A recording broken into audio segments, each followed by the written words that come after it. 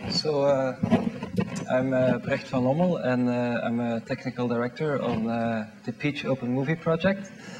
And I'm going to talk about some of the development themes for Peach, some of the things we're going to be working on.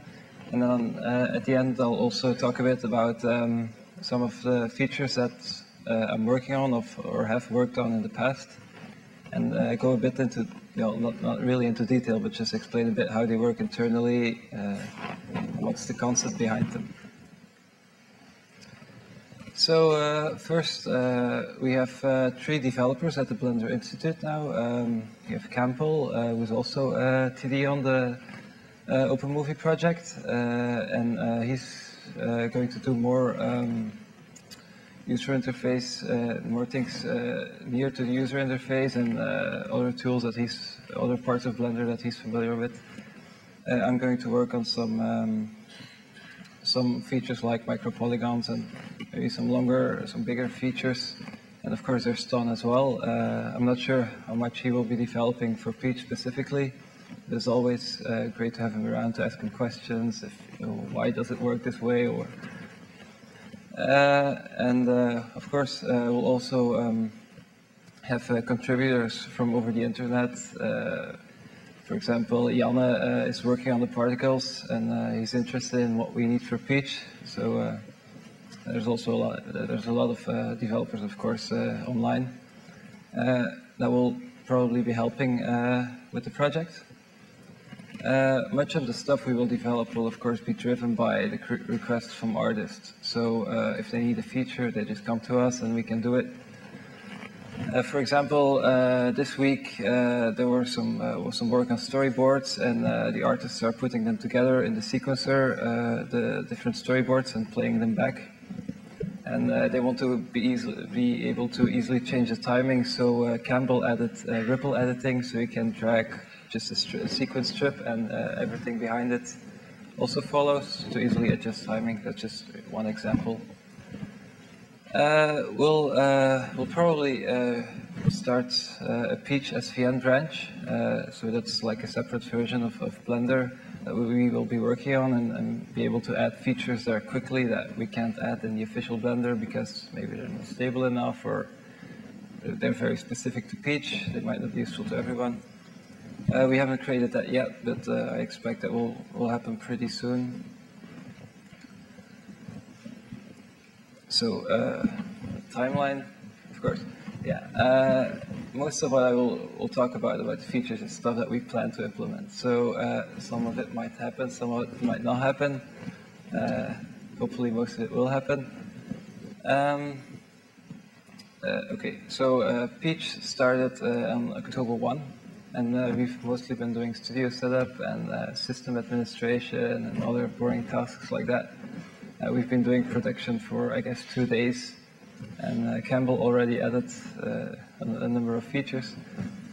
Then on January 15, we have a software deadline that's in the schedule. And the idea is then to have most of the features that we need for rendering final frames ready. Because at a certain point we have to start rendering, and after that, of course, we'll still be doing bug fixes and maybe add features to make the workflow easier or whatever. But the idea is to have, by that date, to have most of the important features ready. Then, March 31, the end. So the development teams for Peach. The first and most important one is fur editing. So we're going to have 3 or 4 characters fully covered in fur, and we need to be able to edit that, we need to be able to animate it, it needs to render fast, and we need to have good shading for it. Another thing that we need is a forest. The movie is in a forest, and we need a lot of detail, grass and flowers and plants and things like that. So we need tools to be able to edit that efficiently, and also we need to be able to render a lot of detail. And of course, there's also the lighting that we need to do for that. A third topic is animation and rigging. So, because we have 4 characters we need to animate, and there's always work to do in the Blender animation system. And then, of course, we will have many small features added based on the request for artists. What they need at a certain point in time. So, There's a development page on pixelblender.org which lists a number of features that have come up during the workshop and that I will probably work on at one point. So first, fur. Well, for fur, we will use the particles patch by Janne Karhu. He's made a very advanced and very big system for creating particles. It has special features for editing hair, and of course we're going to be using that. Just some of the features that are very important to us are parent and child particles. So the idea is that we can add like 1,000 hairs and then edit those and then add child particles to make the total maybe 1 million or 2 million hairs, and then you can easily edit just the parent particles to control the child particles as well. So that's one feature. The other is bake editing mode, where you can basically edit hairs individually. You can comb them, you can add more, you can add fewer, things like that. So we can really tweak all the fur and very well. There's also things like unified baking. Well, I'm not sure. Well, we'll use that probably as well. But we've had discussions at the physics sprint, and maybe baking will disappear. So, well, I'm not going to talk about that. So, that's probably going to be in the official Blender version, the official Blender development version, pretty soon. There's animation of fur. So, well, you want to fur to, of course, look good when the character is animated. We might use for that physical simulation of the hair strands as soft bodies to make sure they move along, or if a character's feet are on the ground, we want the particles to collide and move out of the way. It's not entirely clear to me yet if we need that or if it fits the style of the movie, but it's something we will investigate. The other big thing is rendering. The current internal renderer is very memory intensive when you're rendering a lot of hair, and especially since we will having multiple characters on the same time at the screen, maybe with millions of hairs. We need something better than that, and the solution I'm working on are micro polygons. So we have a micro-polygon renderer coded by Alfredo de Greef, and I'm working on integrating that, and I'll talk more about the implementation of that later in the talk, how it works and how it will integrate.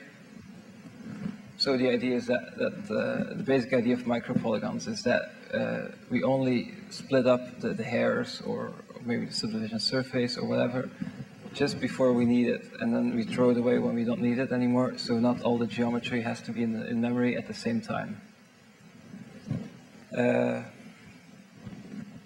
There's also a level of detail that we will probably use, because if a character is far away, then we don't need that many hairs, because they will all overlap and you wouldn't see it anyway, so if a character is far away, you can maybe use 100,000 hairs instead of 1 million. It will render faster, and you will also get less anti-aliasing artifacts. Because if you have really small geometry that is smaller than a pixel, you get a lot of problems. Okay, shading.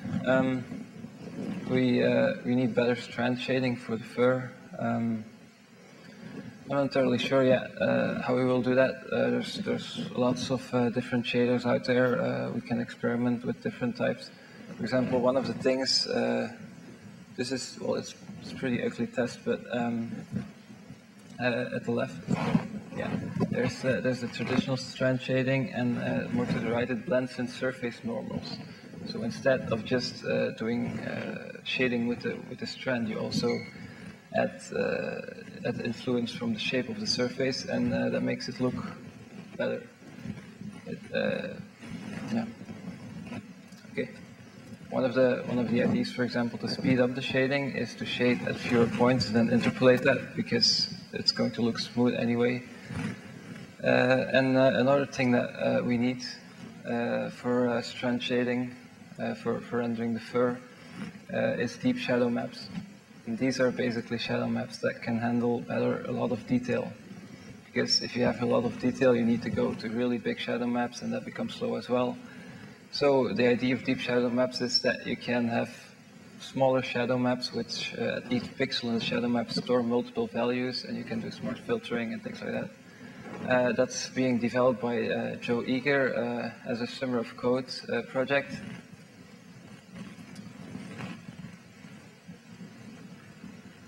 Okay, then the forest environment.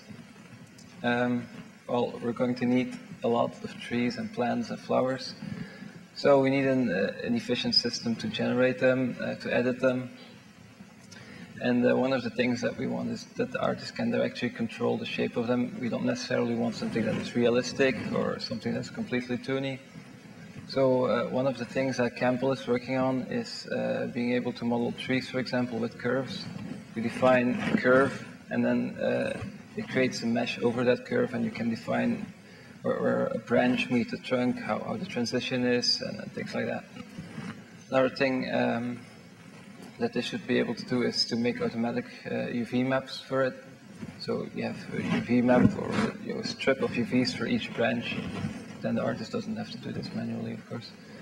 And I expect most of this to be Python script based because, well, it's efficient to do things that way and to generate things and to easily change things and make it more, add new functionality to it. And we might also use, for example, the particle system. It has also very powerful tools. You can paint particles, and then you can replace those particles by instances of objects. So you could, for example, paint leaves and paint particles, and then replace the particles with leaves, and then you can just paint particles onto your branch.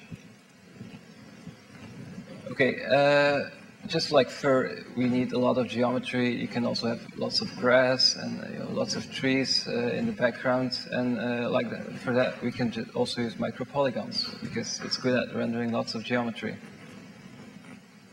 So, for example, if we sculpt the displacement into the trees, we could render that as micropolygons and not have it all in memory at the same time, and then we should be able to render that.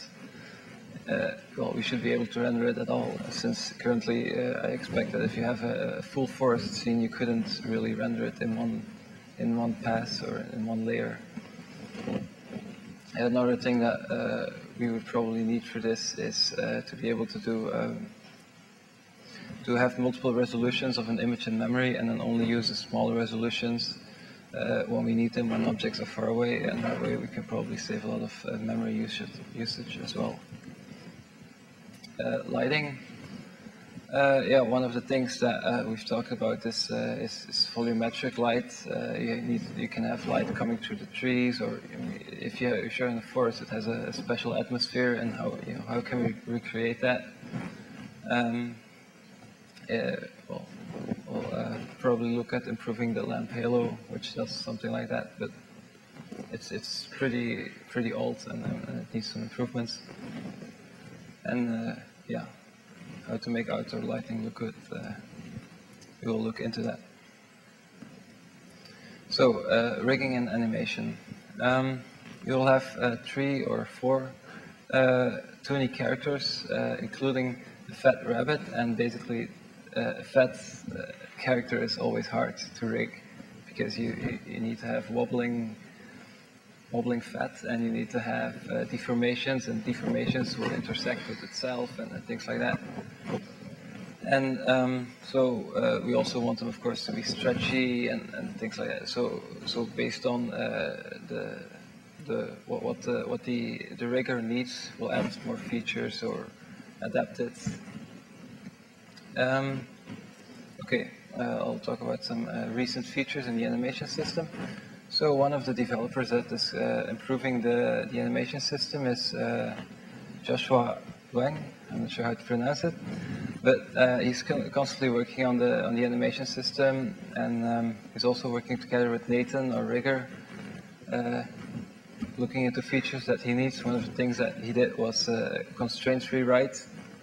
So basically, a lot of the internals of the constraints have been rewritten and made more powerful. Another thing that he has added is pi constraints, which Nathan used already for special foot setup, which I guess he showed in the workshop earlier.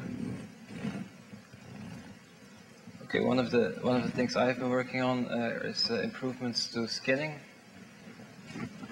The first is basically a feature that allows you to paint vertex weights for deforming by an armature automatically. I'll talk about that later as well, about how it works, but it should ease adding, of course you will always have work painting the vertex weights, but it should ease the initial weights and or adding more bones for a specific control or something. Another thing I added was a dual quaternion deform. Basically that means that if you have two bones deforming the same part of the mesh, it will look better in some cases. It fixes some problems where the things are shrinking, so that should also speed up the rigging process a bit.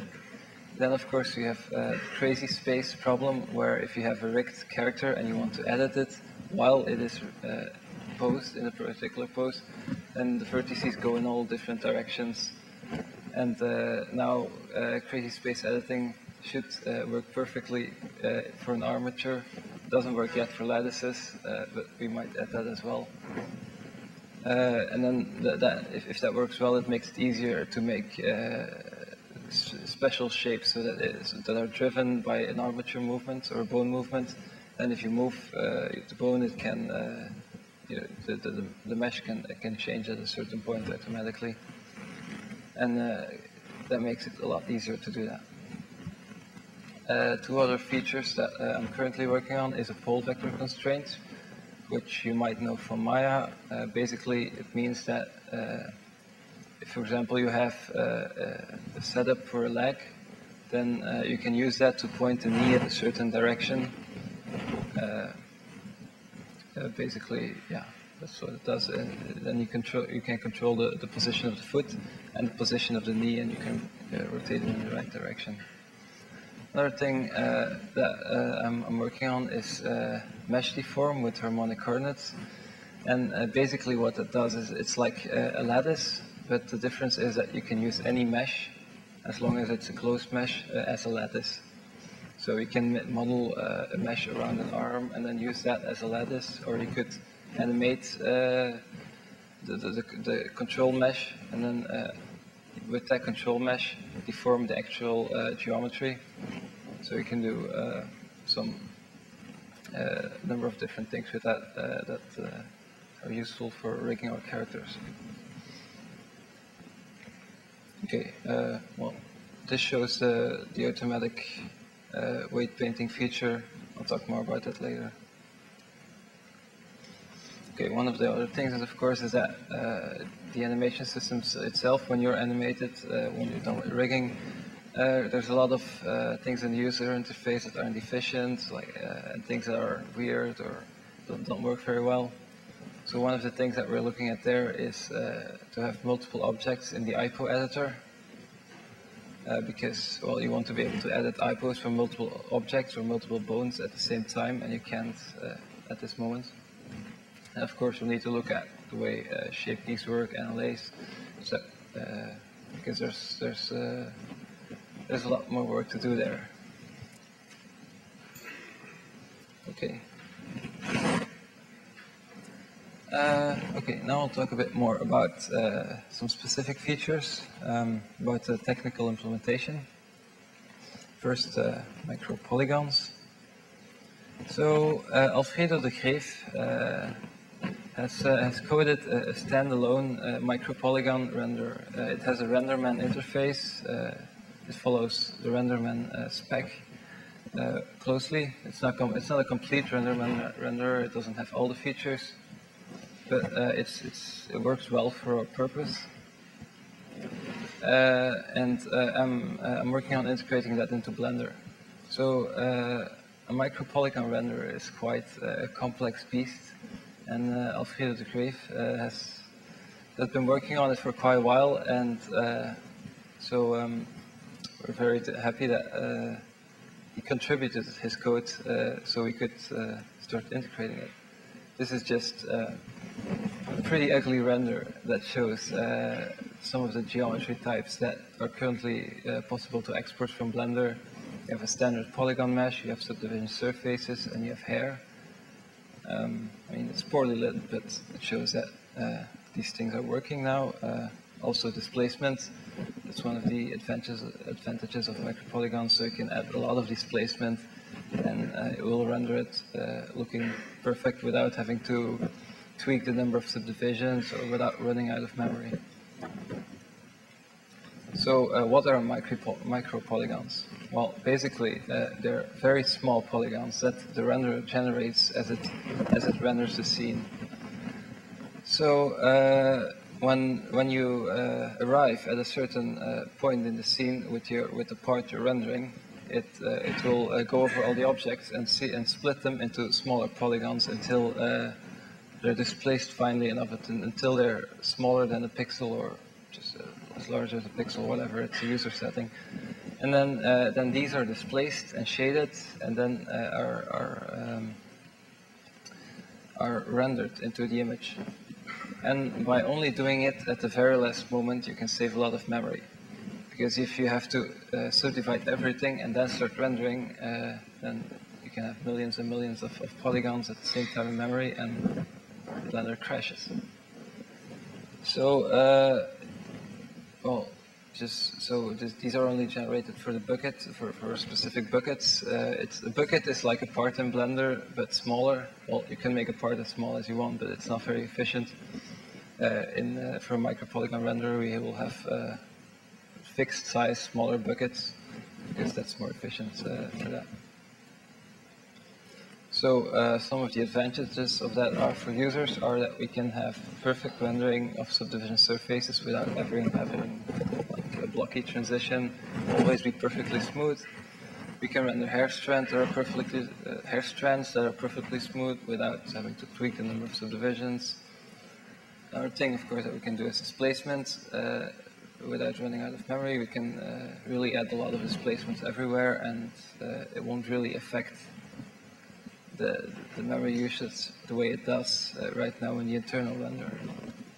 Another advantage is that we can decouple how finely the geometry is subdivided and shaded, and the number of samples we use for anti-aliasing. So you can have really high oversampling values, just much higher than, for example, the 16 we have now, and not have it render that much slower, because the shading does not have to be redone for each sample as it is now in Blender. So you can add a lot better anti-aliasing than we have now. And of course, micropolygons are they were invented at Pixar. They're used in RenderMan. So they are really designed for the type of big scenes that we will need to render in Peach. Okay, about the implementation. Basically, all the materials and lights will still work using Blender Internal. So all the material settings, all the light settings will still be available. And only the geometry will be done using the micropollygon renderer. At least that's the way we will do it for Peach. Maybe afterwards things will be changed or deeper integrated. But this allows us to have better geometry, but more detailed geometry, and still being able to have all the materials that the artists are that they know and are used to work with. One of the things is that it's not using the Render API. The Render API is a project that's in development from this year's Summer of Code by a developer. And the idea of that was to have a generic Render API, so you could plug in any renderer you wanted into Blender and have it export the scene. The problem is that it's not ready. It doesn't really have a lot of features yet, and we simply couldn't use it. I do not have the time to finish it and integrate the micropolygons as well. So for now, what I'm doing is I'm just plugging it into Blender in a clean way, but not using a render API.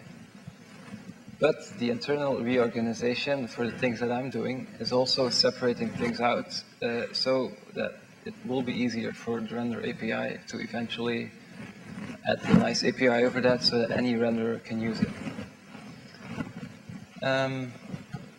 I know, of course, that a lot of external render developers have been waiting for the render API for a long time. And I'm sorry that I'm not finishing it for this, but simply we have to render a movie in 5 months. We have to start rendering in 2 or 3 months.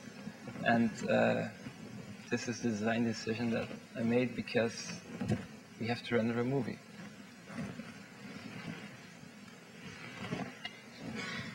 Okay, subsurface scattering. So that's a feature that is already in the official version of Blender 2.44 and 2.45. On the left, of course, you see the subsurface scattering render, which has the nice tomato-like material, and on the right you have the boring red material. So what is subsurface scattering? For a number of different materials in real life, you have light coming in, and then instead of the typical model that you have in computer graphics of reflecting immediately, the idea is that the light goes into the surface and just makes goes through it somehow and then exits at another point. The result of that, in many cases, is that the light will blur.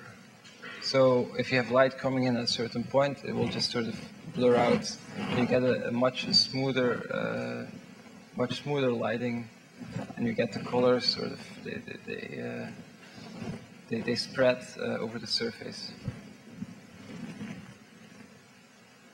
Okay, so the implementation in Blender only uses it for diffuse lighting, which means lighting that is not dependent on the way you look at it, but with the type of lighting that always the same from any way you look at it. And the way it works is that it generates points by rendering a path in advance.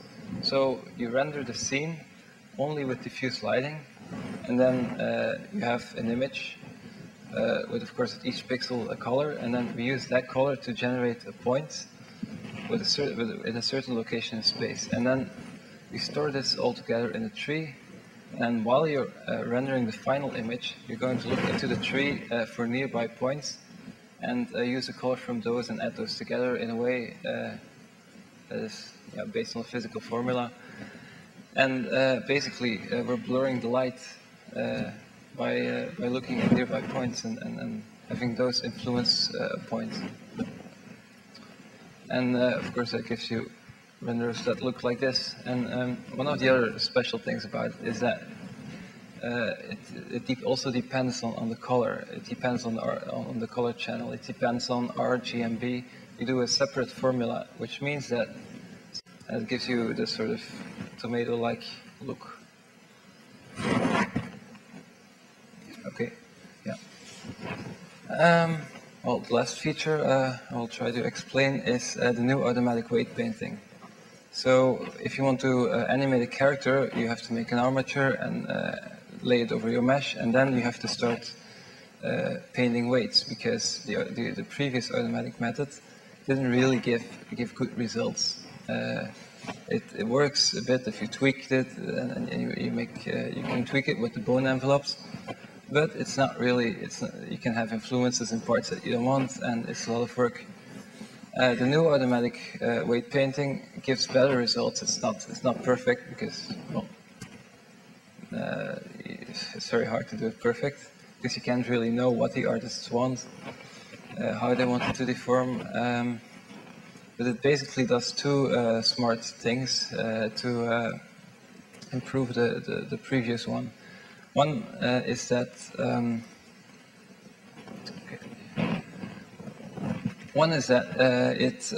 when you have, for example, you have a bone in an arm next to your body, you don't want that bone to influence the main part of your body.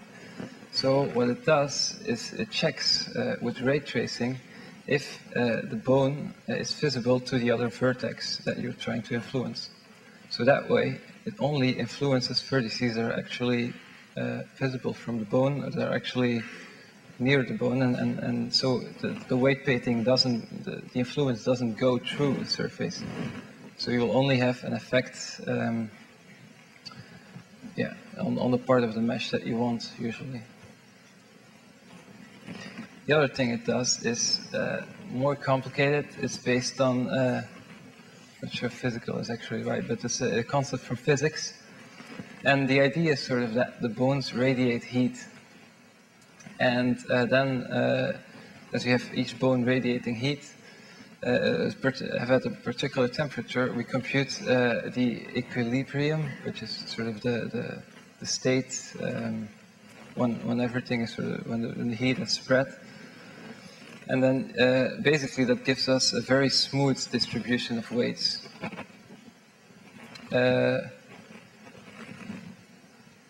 So this is sort of a physical example of the concept. When you heat a bar at a certain place, you get sort of a smooth, smooth transition from a certain temperature to another on your object. And it's using the same concept, but just using meshes. Yeah, maybe I shouldn't try to explain this, but basically you have an equation with boundary conditions for the people who are familiar with that. And the result is that we build a very large matrix with like 10,000 by 10,000 elements, and then we invert it, and we get the solution that we want.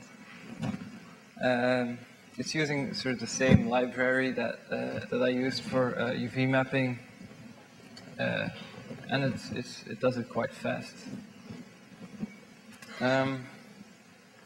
Okay, just a little note about the mesh deform. The mesh deform that I'm working on actually is very much related to the heat weight painting. There's basically two differences. Instead of bones, you have vertices on your cage, and instead of solving the equation over your mesh surface, you're solving it in 3D on a grid. They both have, of course, their advantages. If you solve it over a grid, then if you have disconnected parts in your mesh, it will still give smooth results. Whereas with the heat weight painting, if you solve it over the surface of your mesh and you have disconnected parts, they will also be disconnected when you deform your mesh. So it might be interesting to also use this method that I'm implementing for that, also for the weight painting. The advantage of doing it on the mesh surface is that it's very fast, whereas doing it with a 3D grid can be really slow. For example, in the Pixar paper that describes this, they have a cage mesh with about 300 vertices, and it takes them an hour to generate the weights, whereas the heat weight painting just takes a few seconds. Okay. Yeah, I guess that was everything. We can do questions if anyone has questions. I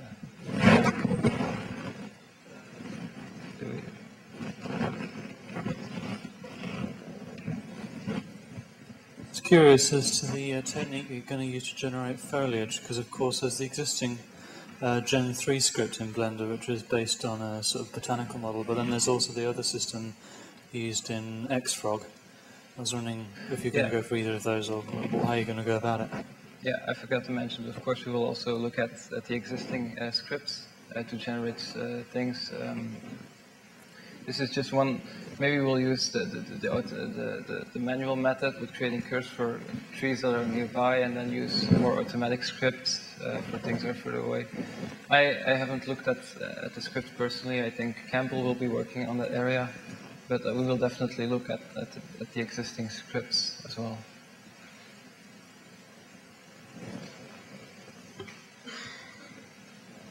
For the forest, do you plan an automatic level of detail solution?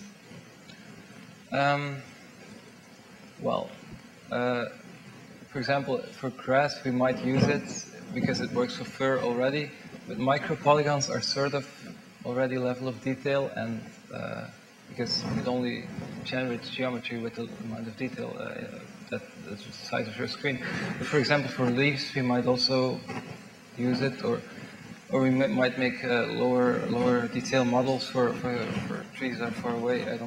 I'm not really sure yet what we will do with that. Or we might use matte paintings in the background instead of real geometry. It's still, yeah.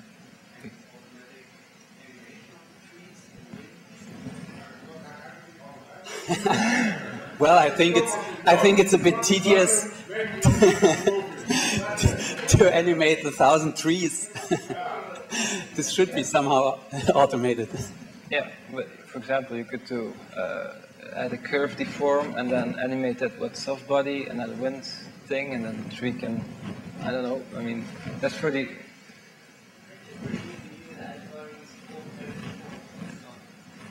Once we've got the tree made from a series of curves, it's not really hard to generate a series of bones or use curved. Probably bones would be better, and then we can automatically add IPOs to the bones. We could use influences of wind direction. That sort of stuff's pretty fun and not that hard to add. So I think we'd definitely do it automatically. The only time we wouldn't would be if there was, say, someone falling off a tree and hitting a branch and that kind of thing. We'd probably want to have it, shuddering or whatever in reaction.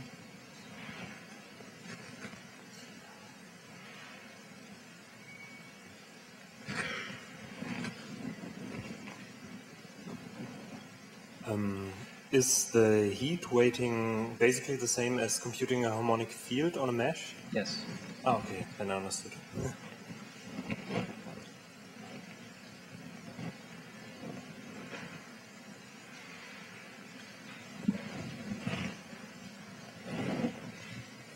Do ray-traced shadows work on micropolygon displaced meshes? The current micropolygon renderer does not support ray tracing. We could plug the the micropolygons into our ray tracer. I don't think we'll be doing ray tracing for Peach, but maybe if it's needed, eventually I think it will work, but I'm not sure when we will do it. Hi. You have all these really cool features, but you're gonna do the 3D texture painting anytime soon? That's Okay. it's really terrible. Yeah, it is. Well, yeah, that's. Yeah, we need 3D texture painting. With the volumetric point clouds, remember? Oh, yeah, sure.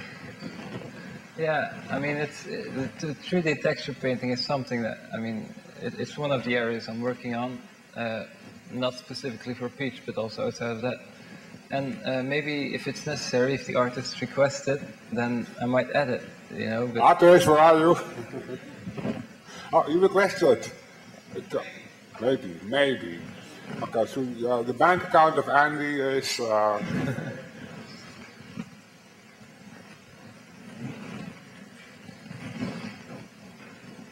Okay, it happened to me to study a lot about great numbers of trees because for my work in architectural renderings and having environments, and I saw many solutions about commercial products.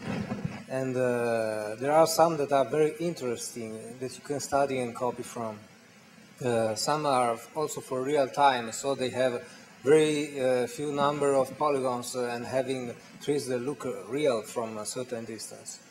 Another thing I was thinking about now is that a big problem is to have the giant number of trees which are all different, okay?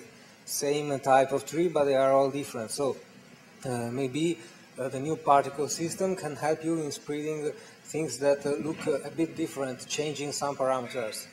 And going beyond, I think that you could also use for far trees some particles that have the children system to do all the branches. So maybe some kind of static stopping the children in specific points makes you help in producing automatic trees as others are asking. Yeah. Janne demoed the particle system, some features from it. For example, he had also billboards that looked good from, it automatically rotated them towards the camera and things like that. I think we can definitely use it to generate stuff in the forest and to render it.